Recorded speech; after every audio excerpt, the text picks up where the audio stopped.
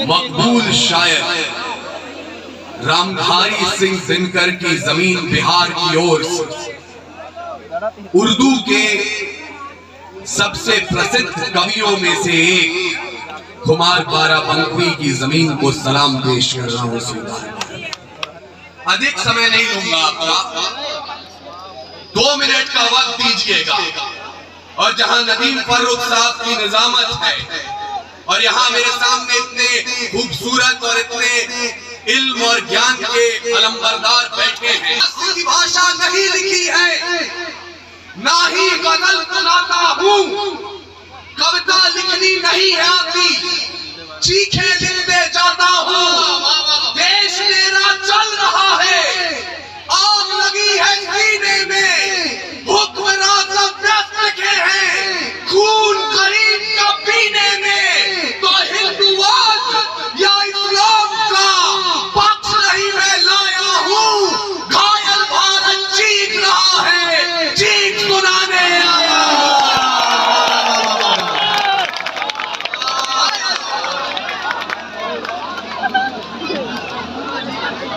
क्या बात है बेटे, वाह वाह वाह वाह वाह वाह भाई, जिंदाबाद जिंदाबाद।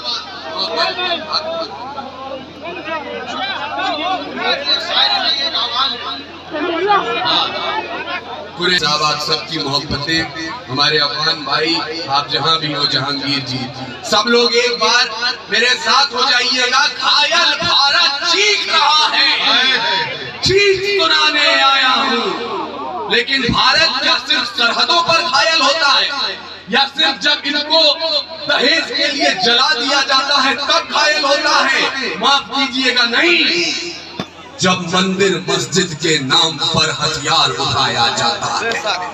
इसके लिए इन्होंने कहा था, जब मंदिर मस्जिद के नाम पर हथियार उठाया जाता है या दुर्मुहों को भी हवस का शिकार बनाया जाता है, जब मठों के मठाधीश भी क्रोध में आने लगते हैं या मौलाना बारूदी पैगाम सुनाने लगते हैं, जब शाहरुख खान के बेटे को सजा कड़ी दी जाती है और अडानी पोर्ट की बात नहीं की जाती है, पेट्रोल की कीमत चढ़ते चढ़ते छूले आसमान को, या लखीमपुर में सत्ता ने जब रोक दिया किसान को, न्यूज चैनलों ने भी जब जब राग दरबारी सीखा है, तब तब भारत जख्मी होकर मेरे जरिए चीखा है।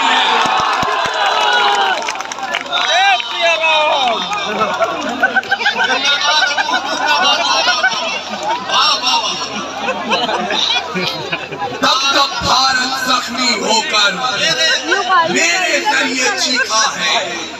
जब मैं कह रहा हूं तो मेरा मतलब ये डाइस के मंच, और हम इसलिए चीख रहे हैं मेरे भाइयों। आपकी जब बात हो रही थी, मुझे क्षमा करेंगी, मेरी बहन हेमा जी भी पढ़ रही थी, और जब भी ये यकीन मानिएगा, मैं व्यक्तिगत तौर पर बता रहा हूँ, नदीम फर्रुख साहब यदि मंच पर होते हैं तो मेरा लोभ होता है, लालच होता है कि उनसे कॉपी जचवा लूं। मैं यहाँ बैठकर आपकी तरफ से एक माफीनामा लिख रहा था उनके नाम। तहजीब के आंगन में जो लड़खड़ा रहे हैं आज, कल हाथों में सलीके से आबे ज़मज़म और गंगा उठाएंगे। तहजीब के आंगन में लड़खड़ा रहे हैं जो, कल सलीके से आबे ज़मज़म और गंगा उठाएंगे। हमीद का जज्बा उतरेगा सीने में जिस रोज, यही हाथ लपक के सरहद पे तिरंगा उठाएंगे, यही हाथ लपक के सरहद पे तिरंगा उठाएंगे। और जब हम तिरंगे की बात करते हैं, मुझे माफ कीजिएगा, मैं कुछ भी बोल लूं, आप कुछ भी समझ लें, लेकिन ये देश, ये समाज जब तिरंगे को देख रहा होगा और सूरजगंज के इस मुशायरे को सुन रहा होगा, तो उसे केसरिया यहाँ नजर आ रहा होगा, हरा वहां नजर आ रहा होगा। मैं इन दोनों को जोड़कर और बीच में एक सफेद पट्टा बना के मुकम्मल भारत देश बनाना चाहता हूँ। मेरे साथ हो जाइएगा। केसरिया की गवाही हरे रंग के नाम, ये सूर कबीर तुलसी की पाती, हाकिम का फरमान नहीं। ये कलम का मंच ये सूर कबीर तुलसी की पाती, हाकिम का फरमान नहीं है। दिल्ली जैसा दिखलाती, वैसा तो हिंदुस्तान।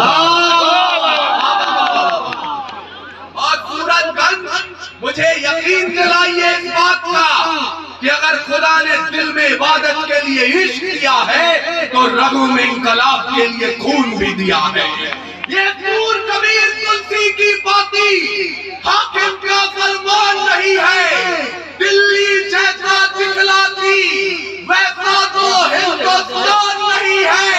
अरे मोहब्बत के शागिर्द है ये, नफरत के उस्ताद नहीं है। अशफाकुल्लाह खान के बेटे, जिन्ना की औलाद नहीं है। मोहब्बत के शागिर्द है ये, नफरत के उस्ताद नहीं है। अशफाकुल्लाह खान के बेटे, जिन्ना की औलाद नहीं है। तैयार है जो प्रेम का प्रस्ताव मेरे देश में। मैं इस मंच पर वीर रस की परंपरा का इकलौता शायर हूँ, कवि हूँ, तो मेरी जिम्मेदारी है ये आपको सुनाना कि तैयार है जो प्रेम का प्रस्ताव मेरे देश में, तो पग पग पे पौरुष पराग भी तैयार है। और प्रीत का जो गीत दिल के शीत के विपरीत है, तो रुद्र वाले रूप का वो राग भी तैयार है। गंगा के उपासक हम, तो सूरज के पुजारी भी। निर्मलता है नीर में, जलता भूभाग भी तैयार है। और देख सके तो देखे दुनिया, हिंदुस्तान की आंखों में पानी भी तैयार है और आग भी तैयार। और जो नौजवान अभी यहाँ खामोश हो गए कि हम शायराओं को सुन रहे थे, इश्क की बात हो रही थी, मोहब्बत की बात हो रही थी, यहाँ मुल्क वतन और आग की बात क्यों होने लगी? आपसे मुखातिब हूँ। ये कमसिन सी कलियां, ये महकती हवाएं, ये पायल की छमछम जो पास बुलाएं, ये रुखसार की लाली, ये जुल्फों के साए, ये कमर की लचकन, ये गुंजित सदाएं, ये मोहब्बत की बातें, ये महबूब की यादें, ये बुझते चरागों को बेशक हवा दें। इन्हीं की बदौलत है महफिल में रौनक, इन्हीं से वफा की अशरफी दमकती, इन्हीं से हिज्र की रातें हैं कटती, इन्हीं से जवानों की आंखें चमकती। ये इश्क सवेरे की आस में है और रातों को जुगनू की तलाश में है, पर हमें आग पीने दो जिंदा जवानों की, जुगनुओं पे हमको भरोसा नहीं है। और लड़े हैं सदा ही हजालों को लेके, अंधेरे को हमने भी कोसा नहीं है। न आंखों को झीलों से तशबीह दी है, न जुल्फों को बादल का नाम दिया, न मुस्कान को उनके है चंदा कहा, न रातों की बाहों को जाम दिया, जवानों के हाथों की उनकी ताप को शमशीर ही दी है, गुलाब नहीं। उनके नहाने के बाद भी पानी को पानी कहा है, शराब नहीं। हम ही है राणा बिस्मिल भगत, यूं ही रूप अपने बदलते रहेंगे। और भारत को उजाले की बड़ी जो जरूरत, तो चलते रहे हैं और चलते रहे। भारत को उजाले की बड़ी जो जरूरत, तो जलते रहे हैं और जलते रहे और जलते रहेंगे। मैं आ रहा हूँ, बस वही हमारे दानिश भाई का हुक्म है। और रिजवान साहब अगर आप यहाँ मौजूद, अपूर्व एक बात में बतिया हो रही है। बहुत शुक्रिया, आपकी मोहब्बत है नदीम भैया, मैं शुक्रगुजार हूँ आपका। हम बात कर रहे हैं इस मुल्क की, इस वतन की, जिसको बनाने में 200-250 वर्षों तक आपके पुरखों ने, हमारे बुजुर्गों ने संघर्ष किया। तब जाकर 29 राज्य, 9 केंद्रीय शासित प्रदेश, 300 जातियां, 3500 उपजातियां और 650 कबीलों का ये मुल्क तैयार हुआ। इतना आसान नहीं था। किन्होंने तैयार किया ये? क्या सिर्फ हिंदू थे, सिर्फ मुसलमान थे? मैं उनको शब्द चढ़ाता हूँ जान था, नाम हिंदुस्तानी जिनका, मजहब हिंदुस्तान। मैं उनको समझाता हूँ, हिंद जिनकी जान था, नाम हिंदुस्तानी जिनका, मजहब हिंदुस्तान था। रक्त से रंगते थे धरती को परियों की ललकार पर, जय हिंद का नारा सदा लिखा था जेलों की दीवार पर।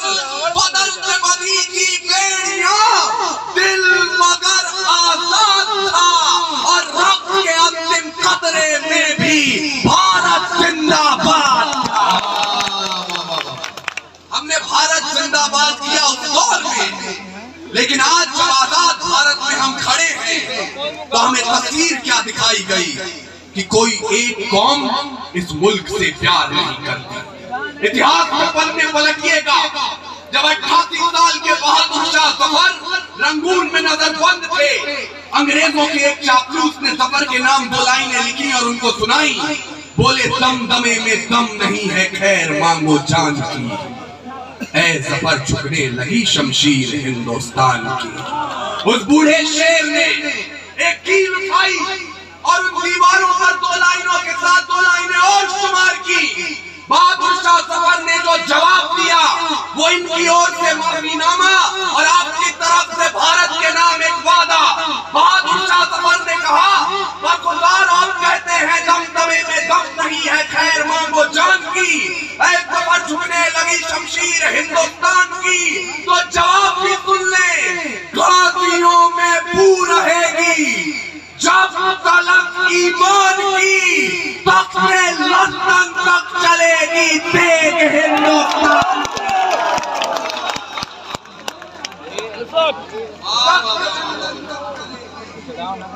तेग हिंदुस्तान की।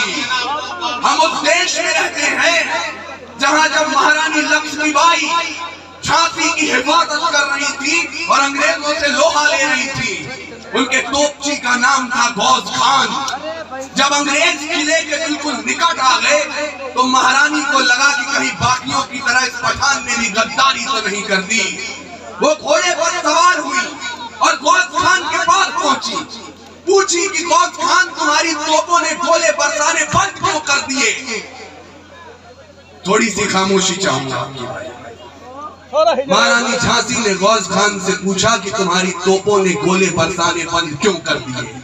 गौस खान ने जवाब दिया कि मल्लिकाए झांसी, मैं उस मुकाम पर हूँ, उस मोड़ पर हूँ जहाँ एक और राम का मंदिर है, एक और एक बुजुर्ग की मजार है। शुक्रिया रिजवान भाई। अरे महारानी झांसी ने जब पूछा तो गौस खान ने जवाब दिया कि मल्लिकाए झांसी, मैं उस मोड़ पर आ गया हूँ जहाँ एक और राम का मंदिर है, एक और एक बुजुर्ग की मजार है। मैं दाईं ओर से हमला करता हूँ तो राम का मंदिर नहीं बचेगा, बाईं ओर से हमला करता हूँ तो बुजुर्ग की मजार है, उसे नुकसान हो सकता है। महारानी झांसी ने एक पल भी नहीं गंवाया और बोली, गौस खान तुम मंदिर की ओर से हमला करना शुरू करो, राम अपने मंदिर की रक्षा कर लेंगे, किसी बुजुर्ग की नींद में खलल नहीं पड़ना चाहिए। ये आपका देश है, ये हमारा मुल्क है। और गौस खान किसकी नुमाइंदगी कर रहे थे? जब जलियांवाला बाग में जनरल डायर ने गोली चलाने का आदेश दे दिया, उनसे पूछा गया क्यों चलवाई थी गोली, बोले पठान भाग रहे थे इसलिए गोली चलानी पड़ गई। तब अब्दुल गफ्फार खान एक पठान के बेटे ने कहा था, अगर गोरी सरकार एक भी पठान की पीठ पे गोली दिखा दे तो उसी समय मुसलमान आजादी के संग्राम से पीछे हट जाएंगे। पूरे 5 दिनों तक पोस्टमार्टम चला, 76 पठानों की लाश मिली और 76 के 76 ने गोली अपने सीने पे खाई। ये हमारे जंगे आजादी की तस्वीर है। इसके पन्ने पलटने जाएंगे तो आपको मालूम होगा कि हमने इतनी आसानी से आजादी नहीं पाई थी। आज आपकी किताबों में आपको पढ़ाया जाता है कि 14 अगस्त आधी रात 1947 2 दस्तावेजों पर दस्तखत हुए और आजादी हमारी झोली में आ गई। ऐसा नहीं हुआ था। कतरा कतरा खून दिया था, दी जवानी जुनून दिया था, खड़े अंग्रेज मान नहीं तो गोलियों से भून दिया था। गोलियों के गाल नहीं थे ना आवाज वजीरों की, खनखनाहट गूंजती थी सेल्यूलर में जंजीरों की। राजनीति से मिली नहीं है, नहीं खरीदी पैसों से, सौदा लहू के मोल हुआ था भगत सिंह जैसों से। और माओ ने गोली खाई थी पेट में लटके फतों पर। आजादी की डोली उठी है कुर्बानी के कंधों पर।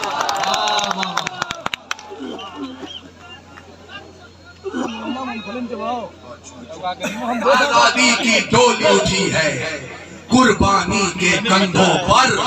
लेकिन हमने उन कुर्बानों के लिए किया क्या?